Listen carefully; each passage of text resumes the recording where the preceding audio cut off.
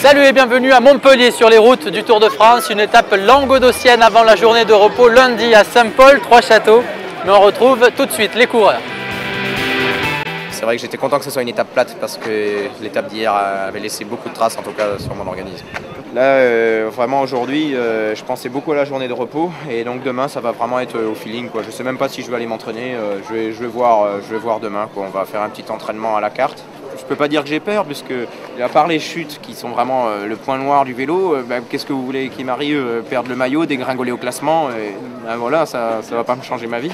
Par contre, je suis très motivé pour me battre, quoi. Mais et puis bon, non, ça, quand je vois le menu des étapes et tout, je ne vais pas dire que je suis pressé d'y être. Non. Et on continue avec l'interview d'un homme heureux. Christian Prudhomme, le patron du Tour de France, nous parle encore de Thomas Voeckler.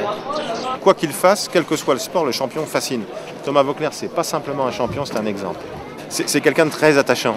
C'est quelqu'un dont on sait qu'il va au bout de ses possibilités. C'est quelqu'un qui se bat et les gens se rendent compte. C'est quelqu'un qui a du courage. Et puis c'est aussi quelqu'un qui est toujours là où il le faut. Il était là à l'automne pour ne pas laisser tomber son équipe parce que sans lui, il n'y aurait pas eu d'équipe Europcar. C'est un héros français, ça sans aucun doute. C'est un héros du Tour de France 2011. Après, si ça pouvait être encore un peu plus, ce serait formidable. Il y a du suspense à 8 jours de l'arrivée.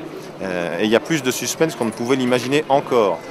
Beaucoup disaient, pour ne pas dire tout le monde des médias, duel Andy Schleck, Alberto Contador.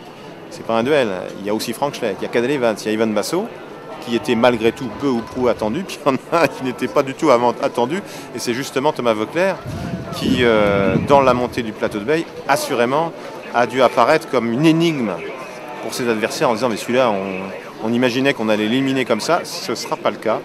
Donc je ne sais pas du tout comment ça va tourner. J'espère pour lui qu'il a d'ores et déjà, sans pépin, sa place dans les 10 premiers du Tour. Mais j'ai envie de vous dire rendez-vous au Galibier.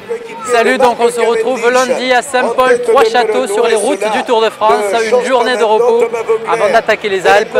Salut.